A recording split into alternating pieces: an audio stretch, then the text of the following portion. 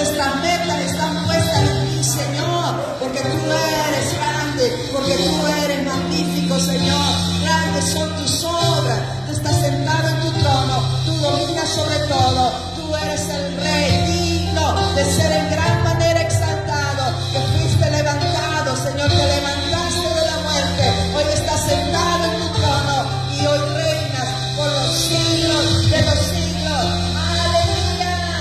Grande es tu nombre, Señor. Te exaltamos, te bendecimos, Señor. Alzamos nuestra voz para alabarte, de gloria, para darte honor por siempre, porque solo tú reinas, solo tú eres el Rey, el Señor. Aleluya. Es el grande y el todopoderoso, es el que venciste la muerte, Señor, con poder. Aleluya. Nadie como tú. Con poder y autoridad, tú venciste a la muerte sobre el trono celestial, por siempre.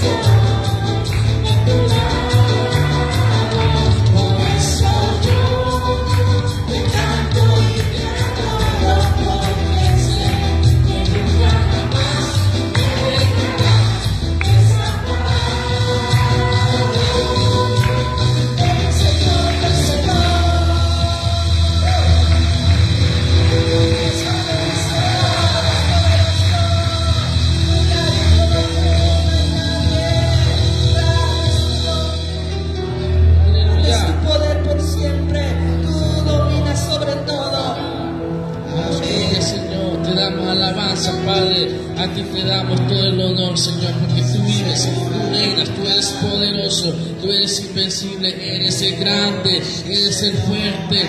En ti podemos confiar, Señor, en ti ponemos nuestra confianza. Nuestra paz depende de ti, Señor. De ti proviene nuestra fuerza, nuestra energía viene de ti, Señor. Porque solo tú nos completas, Padre. Solo tú nos das vida, solo tú nos vivificas, solo tú nos ayudas en toda situación.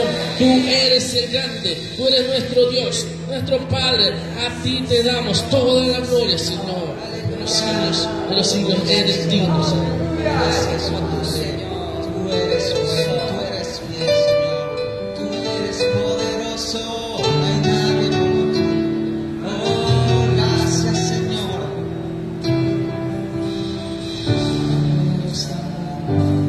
Tú eres tan puro, Señor. Sentada en tu trono, rodeado de luz. A la diestra del Padre gobiernas, Jesús.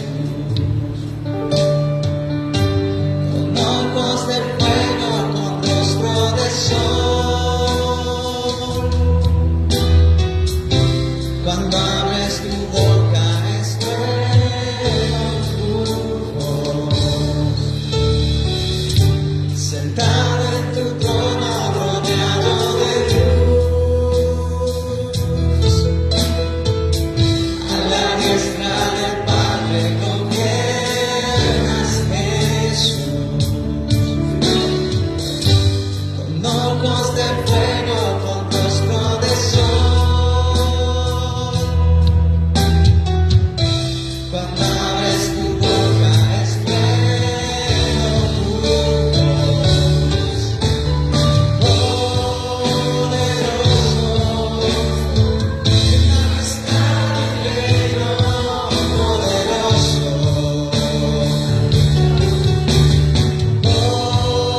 Poderoso, en potestad y reino, poderoso.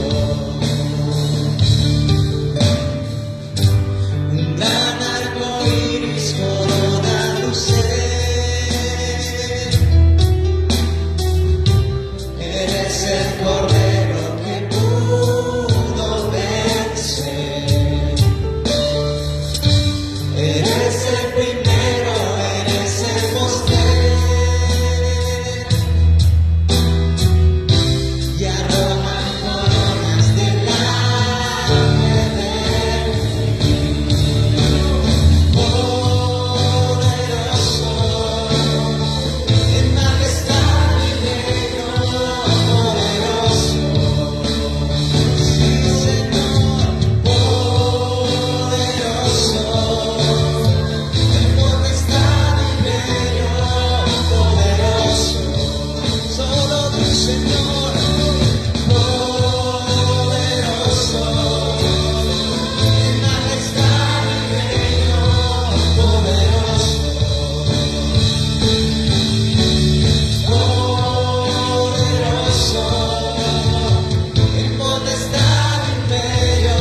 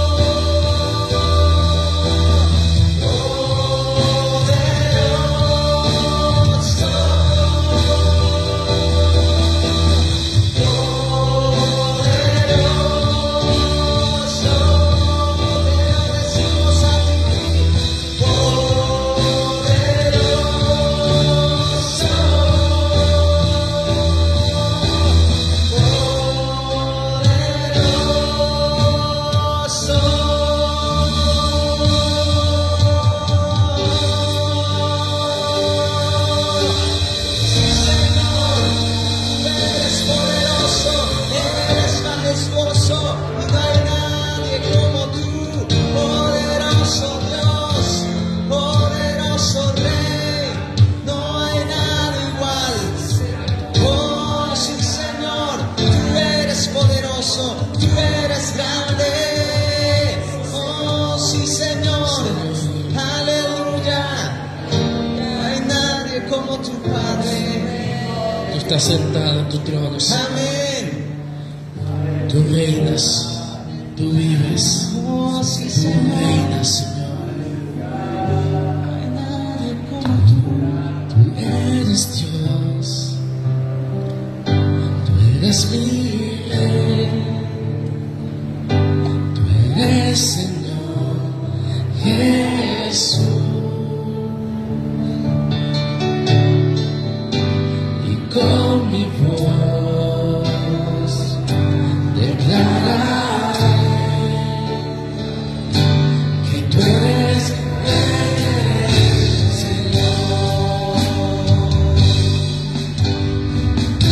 sobre el trono de justicia. Está sentado en majestad. Con tu palabra de autoridad en mi vida reinará.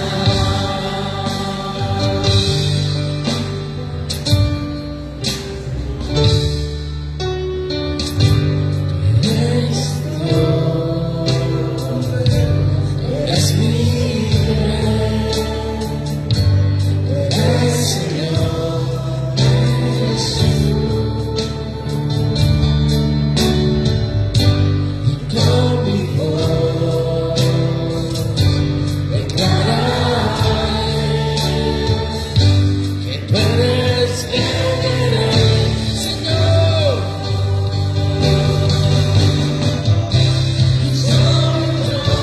De justicia, y asentado en majestad, tu palabra de autoridad en mi vida reinará. Sobre el trono de justicia, y asentado en majestad, con tu palabra de autoridad en mi vida reinará. En mi vida reinará. En mi vida reinará. En mi vida reinará. Señor. En mi vida reinará. Bendito Dios, poderoso Señor. Tú eres el Dios de la creación, el Señor de la creación, el Rey eterno, el único digno de recibir toda la gloria y todo el Amén, sí, honor. Señor. Tú eres nuestro Padre, nuestro Redentor, nuestro ayudador eres tú. Y ante ti venimos, Señor, con libertad, agradecidos por la vida, declarando tu grandeza, tu santidad, tu majestad, Amén, sí, Señor. que solo tú eres Dios. Amén. Los dioses de los pueblos son vanidad, los ídolos son nada, pero tú eres el Dios creador de los cielos y de la tierra, el Todopoderoso. No hay nadie que se compare a ti. No hay nadie que pueda detener lo que tú haces, Señor. No hay nadie que pueda hacer las obras que tú haces.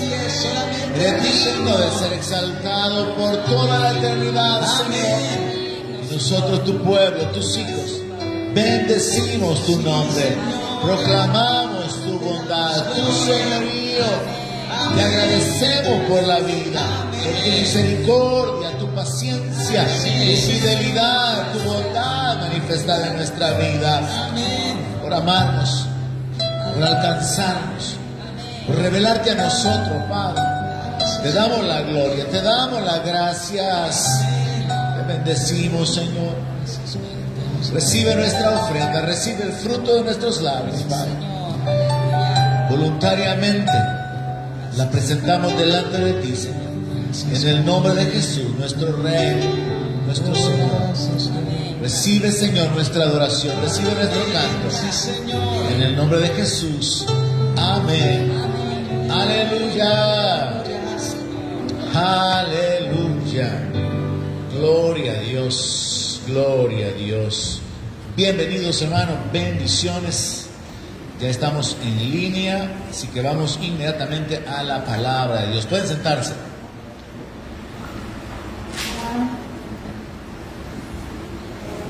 Aleluya.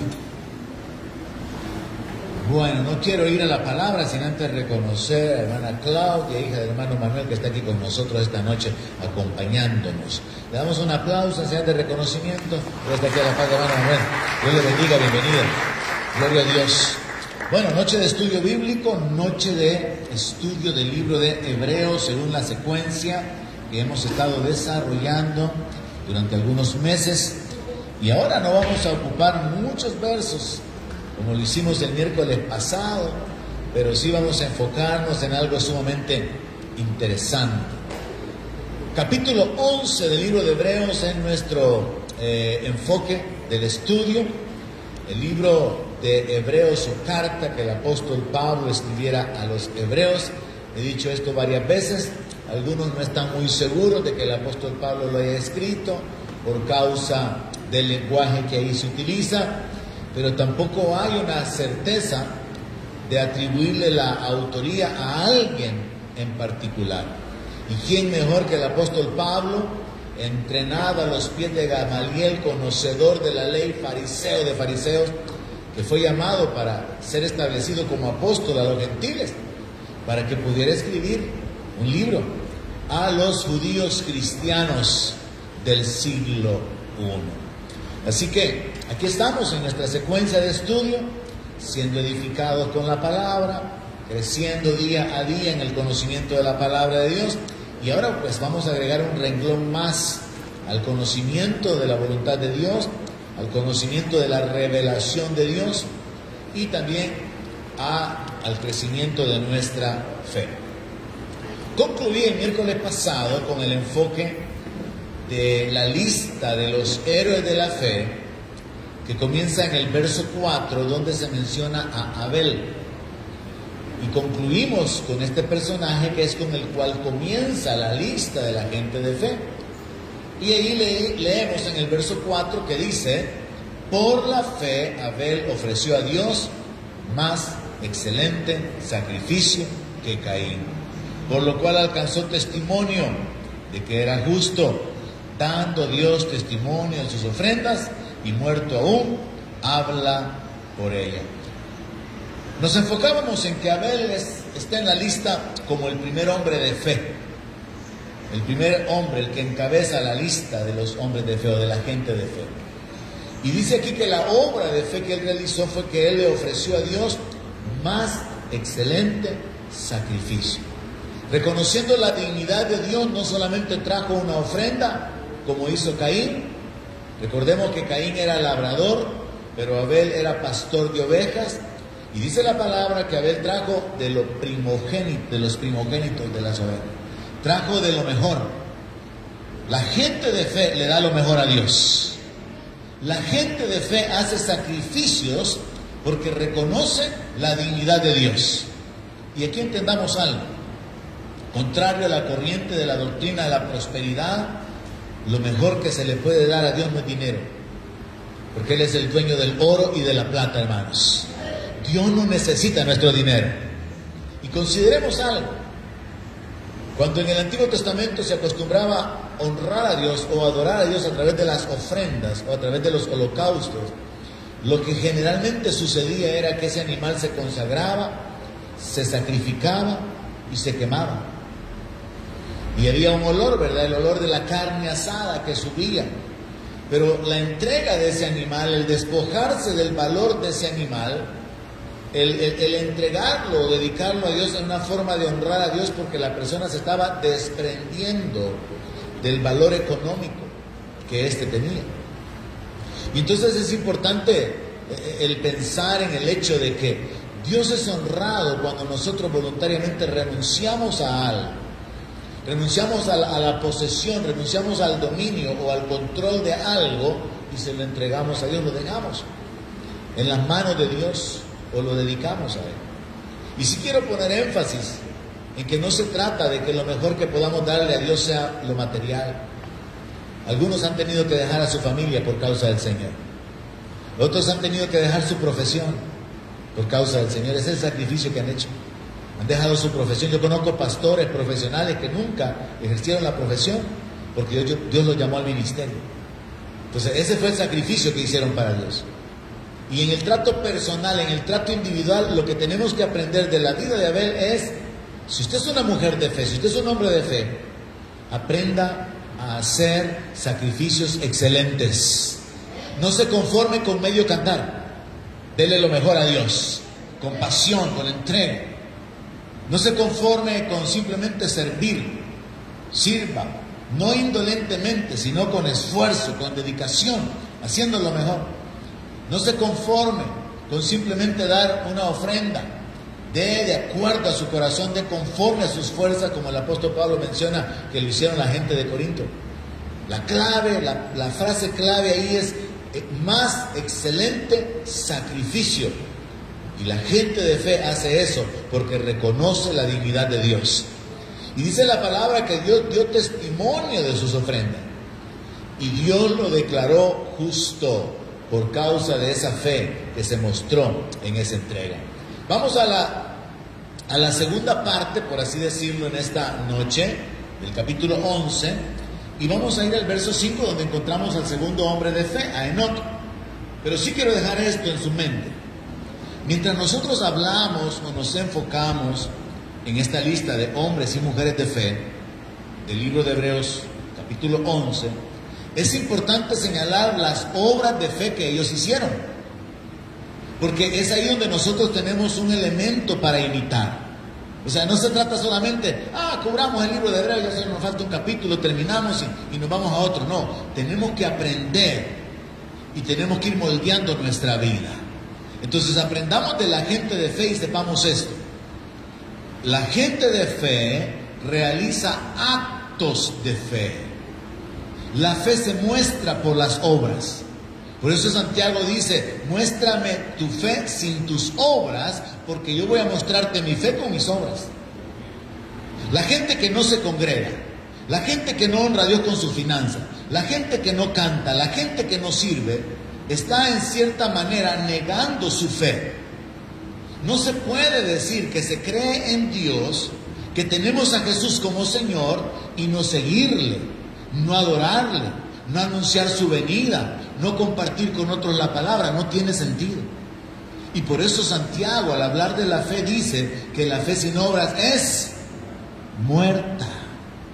Muchos disque cristianos tienen su fe muerta. Dios no es tan digno de su adoración, así que no se congregan para adorar a Dios.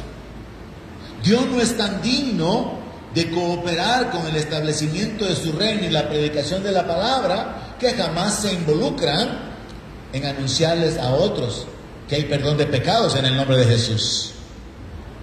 Lo triste de esto es de que muchos están dentro de las congregaciones y van a tener que pasar por la experiencia, como prediqué hace algunos años, un mensaje que se llamaba Casi fueron salvos.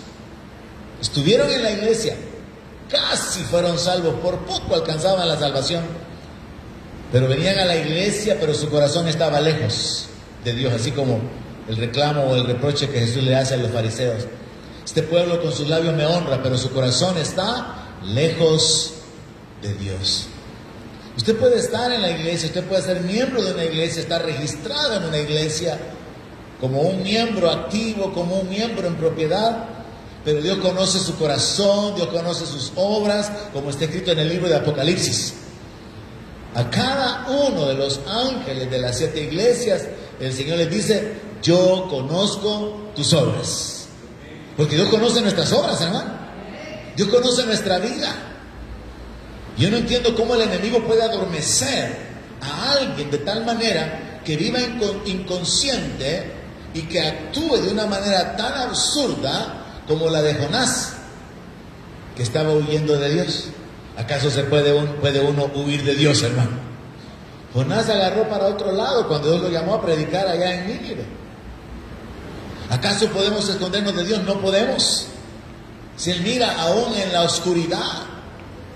Pero el enemigo logra adormecer a muchos creyentes de manera que su conciencia está tranquila, pensando en que su participación superficial de actividades cristianas, su fe, no, que cree con todo el corazón en el Señor, eso basta, cuando en realidad nuestras obras realmente demuestran que tenemos una fe viva en nuestro Señor Jesucristo.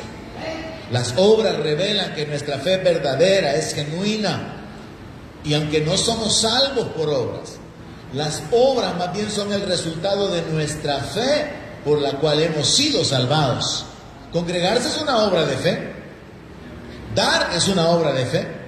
Cantar a Dios, cerrar nuestros ojos, levantar nuestra mano, es una obra. Son obras, son actos de fe. Dormirse, ese no es un acto de fe. Ese es un acto de la carne. Yo no sé por qué algunos hermanos tienen la costumbre, sea domingo, sea entre semana, venir a la iglesia a dormirse. Ese no es un acto de fe. Así que si usted está dormido, despiértese, que por usted lo estoy diciendo. Sí, solo falta que diga el nombre y el apellido, ¿verdad? Porque hay 2, 3, 4, 5. De 10 que hay aquí esta noche, cabal las 5 vírgenes durmiéndose y las 5 vírgenes despiertan. Gracias, hermano. Destápamelo, por favor, hermano. Así que, hermanos, el dormirse no es una obra de fe. Congregarse, alabar a Dios, servir, eso sí son obras de fe. Y nuestras obras revelan nuestra fe. Así que enfoquémonos en esto. Al hablar de la gente de fe, es importante señalar las obras que ellos realizaron y tomar la decisión de imitarlos. Entonces, en el caso de Abel, imitemos la actitud de Abel de ofrecerle a Dios más excelente sacrificio. Vamos ahora con Enoc. Solo con este personaje nos vamos a quedar ahora. Es más que suficiente, hermano. Verso 5 dice: por la fe, Enoc fue traspuesto para no ver muerte, y no fue hallado, porque lo traspuso Dios. Y antes que fuese traspuesto, tuvo testimonio de haber agradado a Dios. El segundo personaje de fe se llama Enoc. Y dice la palabra de Dios que él fue traspuesto. Ser traspuesto significa ser llevado al cielo, ser levantado, ser trasladado. Eso significa ser traspuesto. Y dice que Dios se lo llevó. Yo me imagino que un día la gente se quedó buscando a Enoc. Andaban en toda la tierra de entonces conocida. Lo buscaron y no fue hallado, dice la palabra. Debe haber sido noticia cuando se desapareció Enoc. Y nunca probablemente nadie supo, sino hasta después viene el testimonio bíblico de que Dios se lo había llevado. Entonces él desapareció, él fue arrebatado. No nos dice la palabra de qué manera, contrario a lo que sucedió con Elías, que un carro de fuego, gente de a caballo, ángeles vinieron y se llevaron a Elías ante la mirada de Eliseo. Lo cual es importante señalar porque Dios desde el Génesis nos está dando luces sobre la doctrina del arrebatamiento de la iglesia. Hay algunos que sostienen que la iglesia se queda en la gran tribulación y discuten sobre esto y se ponen así un poco intransigentes con respecto a esa enseñanza de que la iglesia va a ser arrebatada antes y que después comienza la gran tribulación. Discuten sobre esto, pero yo creo que Dios realmente a través de lo largo de la palabra ha establecido varias escrituras que nos revelan que la voluntad de Dios es librar a su pueblo, es guardar a su pueblo. ¿Y qué encontramos a Enoc? El primero en ser arrebatado, el primero en ser llevado arriba. Dios se lo llevó. ¿Y por qué Dios se lo llevó? Porque tuvo testimonio de haber agradado a Dios. Entonces esto resulta sumamente interesante por la secuencia. Porque si usted se detiene en el texto, lo que la palabra está diciendo es y antes que fuese traspuesto, tuvo testimonio. O sea, antes de experimentar el milagro, Enoc ya había alcanzado un buen testimonio delante de Dios. Y voy a anticiparme, aunque voy a cubrir eso en la próxima sesión. ¿Cómo fue que Enoc alcanzó ese testimonio? ¿Cómo fue que Enoc pudo agradar a Dios? Por medio de la fe, porque es lo que nos habla el verso 6, que sin fe es imposible agradar a Dios. Pero nos vamos a detener en eso en detalle en la próxima sesión, porque hoy solamente vamos a detenernos en la vida de Enoc, lo que él hizo, cómo él vivió, y vamos a detenernos en los detalles para que podamos asimilarlo en el poco tiempo que tenemos entre semana para escudriñar la palabra y tratar de imitar la conducta, tratar de seguir el ejemplo de Enoc. Entonces vemos las palabras claves: fue traspuesto para no ver muerte, o sea que Dios lo libró de la muerte. No fue hallado, eso significa que lo buscaron, pero no fue hallado. Fue Dios quien se lo llevó, y antes de que Dios se lo llevara, tuvo testimonio de haber agradado a Dios. Ahora entonces, enfaticemos el hecho. ¿Cómo fue que no logró agradar a Dios? Muchos cristianos viven con un conflicto mientras no entienden esta revelación de la palabra. ¿Cómo logro agradar a Dios? Aún el apóstol Pablo habló acerca de su conflicto en la carne, cuando él decía de que él se veía en un conflicto personal donde con su mente él estaba inclinado al pecado, con su carne él se sentía atado como un esclavo a la vida pecaminosa, y que con su corazón o en su espíritu había un anhelo por agradar a Dios. Y él narra ese conflicto personal, porque él está hablando de su experiencia, donde él dice que él termina haciendo lo que él no quiere hacer, y que lo que él quiere hacer no lo hace.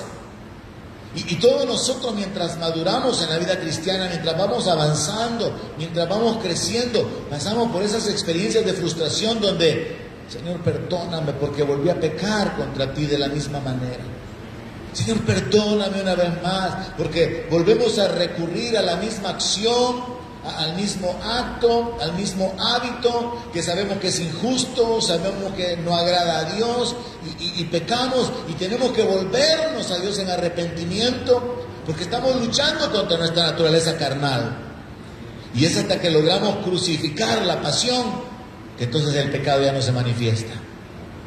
Pero tenemos que continuar crucificando otras pasiones y seguir crucificando otras y otras y otras, de manera que nuestra vida como cristianos es una vida de batallas en contra de todas las manifestaciones y las diferentes formas de carnalidad que se manifiestan en nuestra vida. Es un asunto de crecimiento, es un asunto de desarrollo personal. Pues muchos cristianos se enfocan en esto y dicen: es que yo no sé cómo agradar a Dios. Ni siquiera pueden dejar de hacer lo malo que hacen, ni mucho menos pueden tomar el hábito de hacer las cosas buenas, como tener un devocional todos los días, leer la palabra, adorar a Dios a lo largo del día, orar continuamente y tener esa comunión constante con Dios. Entonces el creyente promedio se encuentra con ese conflicto. Se da cuenta que no puede dejar de hacer lo malo, y se da cuenta que no puede hacer lo bueno todo el tiempo. Y muchas veces nosotros caemos en el error de pensar que nuestra comunión con Dios o el agradar a Dios va a depender de lograr esa victoria en esas áreas, cuando en realidad la victoria radica en vivir por fe. Si hemos pecado, abogado tenemos para con el Padre. Si estamos siendo tentados, ir a la oración para poder soportar la tentación. Si todo está bien, cantar alabanzas. Si estamos afligidos, hacer oración. Vivir continuamente en fe, en dependencia de Dios. Eso fue lo que hizo Enoc, que le agradó a Dios. Veamos los detalles.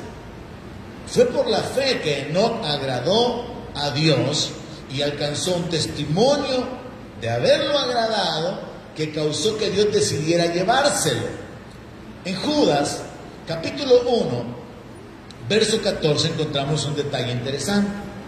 Les repito, solamente vamos a enfocarnos en Enoc esta noche, nada más. Y la intención es que usted pueda aprender algo acerca de la vida de Enoc. Judas 1:14 nos da un par de detalles interesantes. De estos, hablando de gente perversa, de ministros fraudulentos, de estos también profetizó Enoc, séptimo desde Adán, diciendo: he aquí vino el Señor con sus santas decenas de millares. El apóstol Judas, por la revelación del Espíritu Santo, sabe cuál fue la posición o la función que realizó Enoc, y saca a luz un detalle, un elemento que usted no lo encuentra en otras partes de la Biblia, ni siquiera en Génesis. Usted se va al Génesis y busca la vida de Enoc y usted no encuentra esta revelación. Es Judas. Es Judas quien trae esta revelación. ¿Cuál revelación, hermano? La revelación de que Enoc profetizó. Y como estamos hablando o respondiendo a la pregunta, ¿cómo fue que Enoc logró agradar a Dios? Y la respuesta que estamos dándole a esta pregunta es que fue por la fe. Entendamos lo siguiente: ¿cómo es que Enoc logró profetizar? Porque profetizar significa hablar de parte de Dios. Y profetizar está conectado con hablar revelaciones con respecto al futuro. Y eso solamente se puede alcanzar ¿cómo? Respuesta, teniendo comunión con Dios, oyendo la voz de Dios, estando en comunión con Dios. Entonces, ¿cómo es que Enoc agradó a Dios? Fue por la fe, como lo dice el verso siguiente de Hebreos 11, el verso 6. Fue por la fe. Pero veamos de qué manera se manifestó la fe de Enoc. Se manifestó en tener comunión con Dios. Y eso es lo que quiero que aprenda usted esta noche. Que sepan que un acto de fe que podemos imitar es procurar tener comunión con Dios todos los días de nuestra vida. ¿Hay alguien aquí esta noche? El buscar la comunión con Dios, el buscar el acercamiento a Dios, el buscar oír la voz de Dios, es un acto de fe. Jesús dijo: mis ovejas me conocen, oyen mi voz y me siguen. Entonces hay que tomar una decisión atenta, una decisión consciente de estar atentos a la voz de Dios. A veces nosotros podemos medio escuchar a Dios hablarnos, guiarnos, y nos perdemos la guianza por no estar plenamente conscientes. Que sería lo mismo que estar en la iglesia durmiéndose y no escuchar el mensaje y no entenderlo. Entonces muchas veces estamos así como cabeceando espiritualmente. Oímos pero no oímos, oímos pero no entendemos. Pero un acto de fe es procurar tener comunión con Dios. Porque solamente a través de la comunión con Dios es que Enoc podía profetizar. Fue a través de la comunión con Dios, fue porque él escuchaba a Dios, fue porque él buscaba el rostro de Dios, buscaba estar en la presencia de Dios, que él pudo escuchar a Dios y pudo profetizar y pudo traer revelaciones.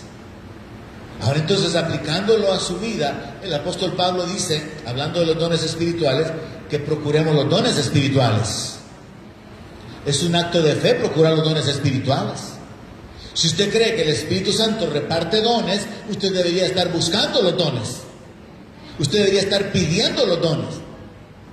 Usted debería estar procurando recibir los dones. La palabra dice de que tenemos que procurar abundar en ellos. Entonces es un asunto de que yo oigo la palabra, entiendo la palabra, creo la palabra y actúo sobre la palabra. Ese es el proceso. Cuando yo creo la palabra, voy a vivir por ella, voy a actuar de acuerdo a la palabra. Si yo creo que el Espíritu Santo reparte dones, si yo creo que Dios quiere usar mi vida, si yo creo que Dios tiene dones para mi vida, entonces mi responsabilidad, mi acción de fe, mi acto de fe, tiene que ser el procurar los dones. Y de la misma manera tenemos que aplicar toda la palabra en nuestra vida. Ahora vemos entonces que el ejemplo de Enoc fue que profetizó, lo cual nos habla de que él tenía comunión con Dios. Ahora también tenemos que entender lo siguiente, el detalle que se menciona en Judas es que este Enoc era el séptimo de Adán. Pues resulta que Caín tuvo un hijo, al que le llamó también Enoc. Pero este Enoc no es ese hijo de Caín. Este Enoc es hijo de Set. Y dice la palabra ahí claramente, séptimo después de Adán. Si nosotros nos vamos a Génesis capítulo 5, verso 18, ahí vamos a encontrar a un personaje llamado Jared. Dice Génesis 5, 18, que vivió Jared 172 años y engendró a Enoc. O sea que el papá de Enoc se llamaba Jared. Y según la declaración de Judas, este Enoc era séptimo desde Adán. O sea que Adán es número 1 y luego hay 5 personajes más entre Adán y Enoc. El quinto entonces vendría siendo Jared. Y entonces podemos encontrar la línea de la genealogía para que se cumpla lo que está escrito en la palabra. Usted puede posteriormente hacer ese breve estudio en la Biblia, en Génesis capítulo 5, y va a descubrir lo siguiente. El papá de Enoc se llamaba Jared. El abuelo de Enoc se llamaba Mahalaleel. El bisabuelo se llamaba Cainán. El tatarabuelo se llamaba Enos. Y el trastatarabuelo se llamaba Set. Así que encontramos ahí que entre Adán y Enoc hay 5 personajes. De manera que se cumple la revelación de Judas de que Enoc era séptimo después de Adán, o sea, era séptima generación. Según la palabra de Dios, y es un asunto muy interesante, yo me gozaba mientras leía esos datos, y es interesante hacer este tipo de estudios en la Biblia, hermano. Enoc vivió 365 años. Yo decía que curioso, ¿verdad? Un año tiene 365 días, y Enoc vivió un año de años. Enoc vivió 365 años y durante 365 años Enoc pudo alcanzar el testimonio de andar con Dios, de agradar a Dios, de vivir por fe, buscando la comunión con Dios, no como algunos que solo el domingo, no como otros que se desaparecen como los cometas y vuelven a aparecer allá a los siglos. No, Enoc buscó la comunión con Dios continuamente. Que quiero atropellar a alguien esta noche, pero los que están viendo en las redes, no ustedes, porque ustedes están aquí, son gente fiel, dedicados a Dios, esforzados, han manejado 2 horas para estar aquí y quieren salir corriendo ya del culto, pero están aquí. Entonces vemos, Enoc vivió 365 años, qué interesante, y usted ya lleva 17 y no aguanta, lleva 24 y dice, ay, qué largo. Ya tiene algunos años de estar en el Evangelio y siente que las promesas no se han cumplido y que usted ya está tomando la decisión de tirar la toalla porque no se ve claro con sus promesas. No se ve claro con el cumplimiento de la palabra de Dios en su vida. Enoc vivió 365 años. Y esos 365 años pudieron haber sido más años si no es que Dios se lo lleva. Porque en ese entonces la gente vivía más. Set fue el padre de Matusalén y este vivió 969 años. Fue el abuelo de Lamec y este vivió 777 años. Fue el bisabuelo de Noé y Noé vivió 950 años. Entonces es interesante encontrar estos datos en la Biblia, porque uno encuentra que la gente en la antigüedad vivía muchos años y algunos ahí piensan, no, pero es que los años eran más cortos. No, es que el año siempre ha sido año. El año siempre ha sido marcado por las estaciones del invierno, del verano, del otoño, de la primavera. No es que antes la gente vivía más porque los años eran más cortos. No se vaya a equivocar ni se vaya por esa corriente de enseñanza. Los años son años. Solamente hay un invierno cada cierto periodo de tiempo, hay un verano cada cierto periodo de tiempo. A nosotros, por la ubicación geográfica, prácticamente se nos marcan 2 estaciones únicamente, el invierno y el verano. Pero hay países donde las 4 estaciones se marcan, pero exactamente. Por ejemplo, en Estados Unidos dicen, mañana comienza la primavera, y comienza la primavera. Dicen, la próxima semana comienza el otoño, y dicen el día, y comienzan a caerse las hojas de los árboles. Fue una cosa bien tremenda, bien marcada. Así que no vaya a caer en ese error de que la gente antes vivía más años porque los años eran más cortos. Siempre han sido los mismos. En realidad esto ha sido parte de la decadencia causada por el pecado, la muerte, la enfermedad. Y entonces venimos a caer en esto, en que en la vida promedio 70 años, en los más fuertes 80. Y el que se pasa de 80 es porque realmente la misericordia de Dios lo está sosteniendo. Y es más, algunos a los 50 ya no aguantan. Y ya no quieren más. Ahora el punto entonces es que nosotros leemos en Génesis capítulo 5 verso 23 que fueron todos los días de Enoc 365 años. ¿Y qué dice el verso 24, hermano? Caminó pues Enoc con Dios y desapareció porque le llevó Dios. Me gusta esa frase. No es como aquí, ¿verdad? Aquí los hermanos desaparecen, pero no es porque Dios se los llevó. O se los llevó el diablo, o se los llevó el mundo. No hay nada gracioso, ¿verdad? Pero es la verdad. ¿A cuántos hermanos ya no vemos aquí nosotros en lo largo de 24 años que celebramos el domingo? Y no se los llevó Dios. Ahora un punto de reflexión, esa frase. Se lo llevó Dios. No a toda la gente se la lleva Dios, hermano. En el mundo existe ese pensamiento, ¿verdad? Y Dios se lo llevó. Muchas veces literalmente es el diablo quien se lleva a la gente. Es la muerte la que se lleva a la gente. Pero muchas veces se generaliza.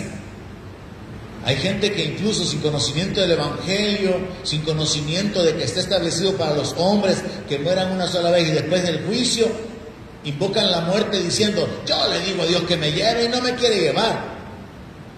Pero no es porque tengan una fe en Cristo, ni porque estén plenamente convencidos de que cuando estén ausentes al cuerpo van a estar presentes al Señor, sino que al contrario, porque ignoran que la muerte es un estado que determina la eternidad y que ya no hay cambio en esa condición. Hay mucha gente que desea la muerte. Hay mucha gente que llama a la muerte. Y mucha gente generaliza pensando que a todos Dios se los lleva. Y bajo este enfoque, usted sabe, en el mundo, ignorantemente, muere cualquier inconverso, muere cualquier impío, muere cualquier ateo, pero en la lápida siempre le ponen que de Dios goce. Cuando sacan las esquelas en los periódicos, que Dios lo tenga en su gloria. Siempre que se muere alguien, usted nunca encuentra que haya un mensaje que diga lo contrario. Aunque la gente nunca haya profesado fe en Cristo. Pero el Señor dijo que el que creía en Él había pasado de muerte a vida. El Señor dijo que Él era la resurrección y la vida. Y la vida solamente está en el Hijo. Y por eso la palabra dice, el que tiene al Hijo tiene la vida. El que no tiene al Hijo no tiene la vida. Porque la palabra es clara en ese sentido. Entonces vale la pena también aclarar ese concepto. No a todos se los lleva Dios, pero a Enoc me gusta la aplicación en su vida, porque en el verso 24 es bien claro. Caminó pues Enoc con Dios y desapareció. Se lo llevó Dios, hermano. Y no se lo llevó por medio de la muerte, sino al contrario, como estamos leyendo en el libro de Hebreos, para que no viera la muerte. O sea que Enoc, hermano, tiene una condición muy particular, porque al igual que Elías, no murieron, sino que fueron llevados por Dios al cielo, dándonos Dios de esa manera testimonio, dándonos Dios de esa manera fundamento para la fe del arrebatamiento de la iglesia, de la cual el apóstol Pablo habla en Corintios 15. Pablo dice, es que no todos dormiremos, pero todos seremos transformados. Pablo dice que va a sonar la trompeta y que los muertos en Cristo van a resucitar primero. Y Pablo, creyendo que la resurrección y el arrebatamiento iba a suceder en el siglo I, él se incluyó diciendo, nosotros los que vivimos, los que hayamos quedado, seremos transformados. Porque Dios está dejando desde el libro de Génesis marcas, textos, luces para probar que su propósito es salvar a su pueblo y de que existe el arrebatamiento. Y que en el arrebatamiento millones van a ser librados de la muerte. O sea, van a haber literalmente millones de personas que no van a experimentar la muerte. El detalle es que nosotros no sabemos si somos los que vamos a morir, de los que van a morir, o de los que vamos a ver el arrebatamiento de la iglesia. Pero nuestra vida de fe consiste en seguir perseverando, aguardando la manifestación gloriosa de nuestro Señor y Salvador Jesucristo. Amén. Ese es el estilo de vida del creyente. Vivo esperando a Cristo. Vivo perseverando en la doctrina. Vivo perseverando en la comunión con mis hermanos. Vivo perseverando en la palabra. Vivo perseverando en mi comunión con Dios. Así vive un cristiano.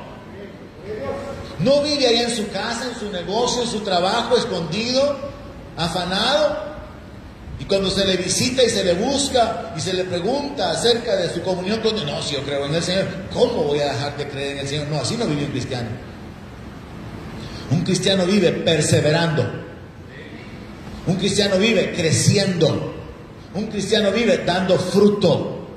Un cristiano vive dándole gloria a Dios porque entiende que fue creado para la alabanza de la gloria de Dios.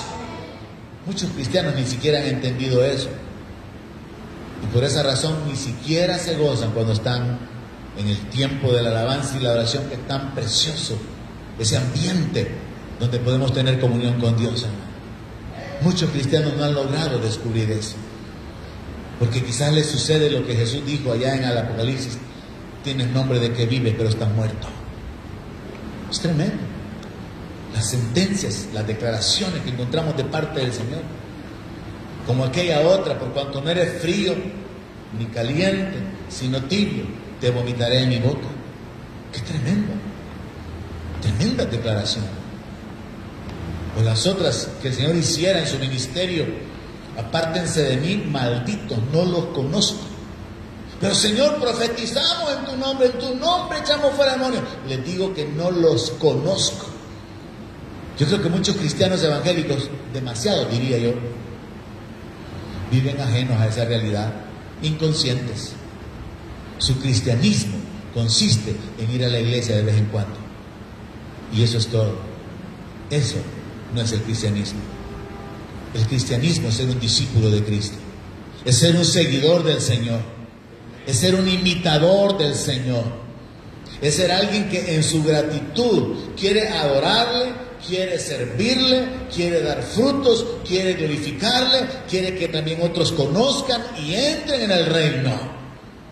Es alguien que está entendiendo, ha entendido que ha sido llamado a formar parte de la familia de Dios, que es real sacerdocio, nación santa, pueblo adquirido a precio de sangre, y vive de una manera diferente.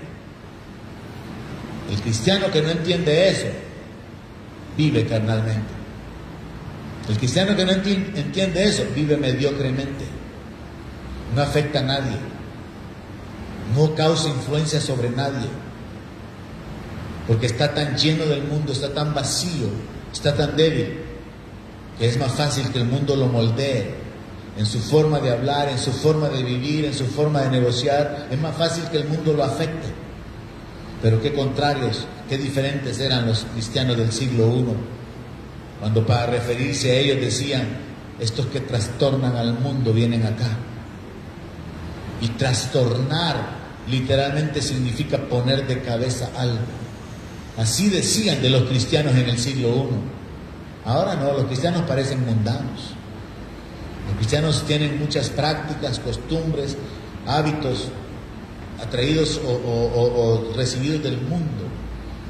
Y entonces se vuelve como bien difícil para el mundo identificar cuál es el verdadero cristianismo.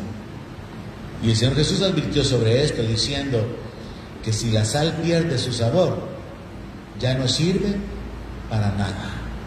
Y entonces es tirada, desechada, para que sea pisoteada.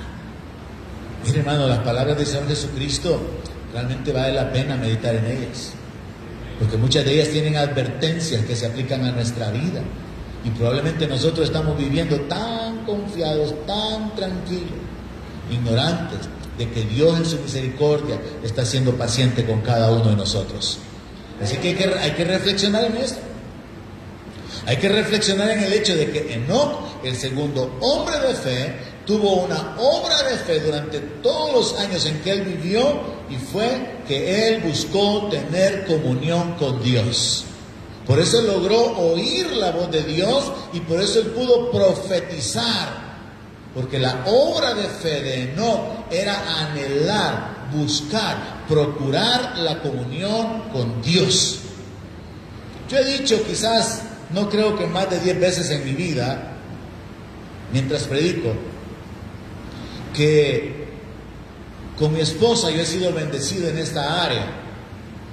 Nunca, de los nunca, desde mi comienzo en el Evangelio, y Nuria es testigo de eso, porque Nuria y Mayra eran miembros de la iglesia donde yo llegué, nunca de los nunca para nosotros como pareja, aún siendo novios, ir a la iglesia era una opción.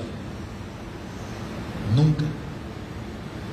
Nunca era algo así como vamos a ir o no vamos a ir.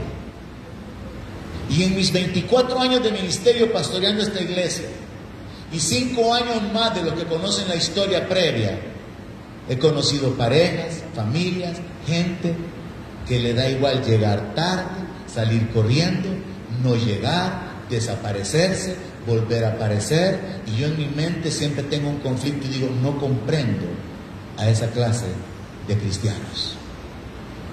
Nunca con mi esposa, yo alabo a Dios y doy gracias a Dios por eso, me tocó ni andarla empujando, ni andarla jalando. Nunca de los nunca nosotros hemos faltado a una reunión solo por decir no vamos a ir. Pero ni siquiera en un año que ella estuvo enferma durante varios meses, algunos lo supieron, ella dejó de venir a la iglesia. Se me dormía mientras venía conmigo, yo venía manejando en el carro, se me dormía, estaba aquí luchando, recibiendo la palabra, y recibió un milagro tremendo porque decidió permanecer en lo que valía la pena. Decidió buscar el reino primero. Y Dios obró un milagro tremendo en su vida que impidió que le metieran el cuchillo los cirujanos. Entonces yo alabo a Dios y doy gracias a Dios por la vida de mi esposa. Nunca he tenido que andarla convenciendo, discutiendo con ella, mira, vamos. Nunca hemos negociado si vamos o no vamos. Las únicas ocasiones en que no hemos estado aquí ha sido porque estamos fuera del país o estoy predicando en otro lugar. Y entonces algunos podrán decirme, pastor, pues usted es el pastor y a usted se le paga por eso. No, aunque no me pagaran, porque con mi esposa fuimos líderes de jóvenes. Yo fui líder de prejóvenes, yo fui líder de jóvenes, estuve con los diáconos, estuve con los ancianos. A mi edad de 20, 21 años yo ya era anciano en una iglesia. Y yo podía ocuparme del ministerio estando trabajando y recibiendo un sueldo donde yo trabajaba, y ocuparme del ministerio, porque para mí era un privilegio, era un gozo, y lo sigue siendo, mis hermanos. Entonces tal vez valga la pena que algunos acá presten oído a ese comentario. Congregarse, hermanos, es un privilegio. Y yo he dicho en algunas ocasiones, el que no se congrega porque no quiere cuando puede, luego cuando quiera congregarse no va a poder. Y esa es la realidad en la vida de muchos. Así que es importante, si algo vamos a aprender esta noche sobre la vida de Enoc, es que Enoc caminó con Dios y desapareció porque Dios se lo llevó. Mantuvo esa comunión, mantuvo ese interés, mantuvo ese anhelo de oír la voz de Dios, de buscar la presencia de Dios. Y siendo séptimo de Adán, hay elementos importantes ahí que considerar, porque no habían ejemplos. Adán había pecado, Caín había matado a Abel, luego nace Set, y después de Set nace Enos, y los hombres comienzan a invocar el nombre del Señor, tercera generación. Pero luego, después de Enos, que es tercera generación, hay 3 más de por medio hasta llegar a la séptima, que es Enoc. Y entonces Enoc sobresale porque Enoc tenía un anhelo, así como David, por la presencia de Dios. A Enoc quizás lo podemos comparar con David, que decía, aún mi carne te anhela. Ay, pero muchos hermanos ni con la carne ni con el espíritu anhelan de Dios, ¿no? Pero David tenía un anhelo, un deseo.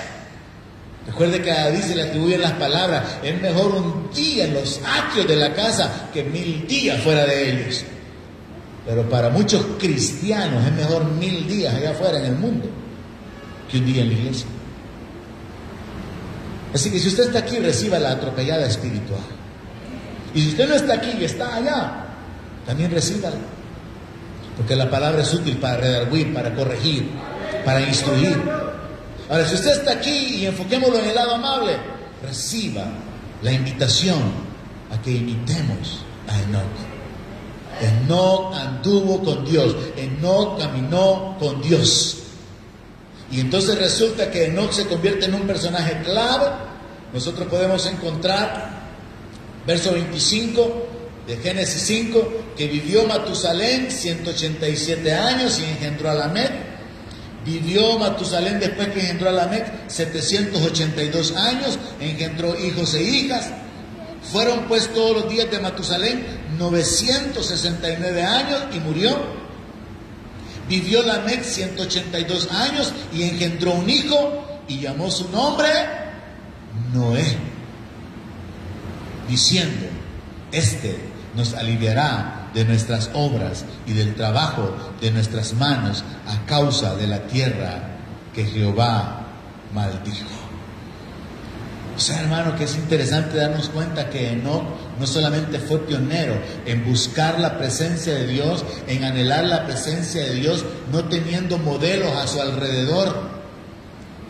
Fue un hombre que caminó con Dios y caminó tan cerca de Dios que Dios prefirió llevárselo. En lugar de que Enoc continuara buscándolo en la tierra, Dios decidió llevárselo a su presencia. Y Enoc viene a ser un pionero de los que anhelan la presencia de Dios. Y Dios lo usó para profetizar, le dio revelaciones acerca de las cosas que casi más de 6000 años después de que Enoc las declarara, no se han cumplido todavía, porque está hablando acerca de la segunda venida de Cristo. Vino el Señor con sus santas decenas de millares. Y entonces es interesante ver cómo este personaje, en un ambiente donde no habían modelos que lo impulsaran, donde no habían modelos a seguir, se convierte en un pionero de los que buscan la presencia de Dios, camina con Dios, profetiza, oye la voz de Dios, camina en esa relación con Dios, sino que también viene a ser el padre de Matusalén, viene a ser el abuelo de Lamec, viene a ser el bisabuelo de Noé, que es lo más importante, donde Dios trae un corte para toda la humanidad. Y hay un nuevo comienzo por causa de que la tierra se había corrompido. Y Dios decide traer un juicio sobre toda la humanidad. Así que interesante para mí descubrir que no fue el bisabuelo de Noé. Y luego con Noé, que va a ser otro personaje que vamos a encontrar más adelante, pero por hoy vamos a concluir aquí, tuvo sus obras de fe, tuvo sus actos de fe. Pero nos detenemos esta noche y aprendamos entonces, hermanos, de la vida de Enoc, que la obra de fe que él realizó fue la de congregarse, de buscar el rostro de Dios, de anhelar la presencia de Dios, de perseverar en esa búsqueda de la comunión con Dios, lo cual le permitió escuchar la voz de Dios. Y ahora eso se traduce a nosotros como la importancia de congregarnos, oír la palabra, ser enseñados, ser instruidos, tomar tiempo para adorar a Dios, para alabarlo, para agradecerle, para bendecir su nombre. Personalmente yo creo, cada vez que un cristiano no se congrega, le está robando a Dios la gloria que ese día tenía que darle. Cada vez que un cristiano no se congrega, le está robando a Dios la alabanza que ese día tenía que haberle rendido. Así que aprendamos acerca de Matusalén, sobre la importancia de buscar el rostro de Dios continuamente, mis hermanos. ¿Alguien dice amén a eso? Amén. Oramos sobre esto para poder pedirle a Dios también que nos ayude por su Espíritu, recordándonos la palabra, aplicándola en nuestro corazón. Oramos. Padre Celestial,